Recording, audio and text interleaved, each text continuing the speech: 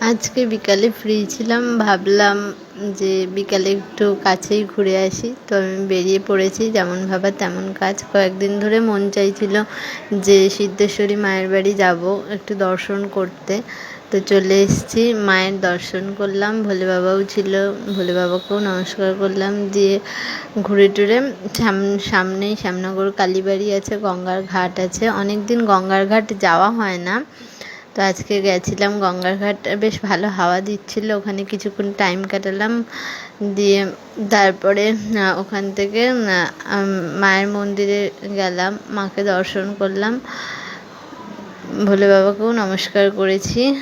শিব মন্দিরও ছিল, কিন্তু ওগুলোর ভিডিও আর তোলা হয়নি।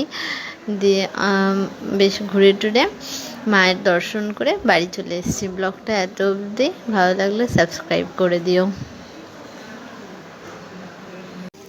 ভিউটা দেখো, বেশ পাখি ডাকছিল, হাওয়া দিচ্ছিল গঙ্গার ধারে, বেশ ভালো লাগছিল। ওখানে কিছুক্ষণ দাঁড়িয়েছিলাম, তারপরে মন্দিরের দিকে গেলাম, তারপরে নমস্কার করলাম মাকে, চলে এসেছি। ব্লগটা এত অবধি, ভিডিওটা ভালো লাগলে সাবস্ক্রাইব করে দিও।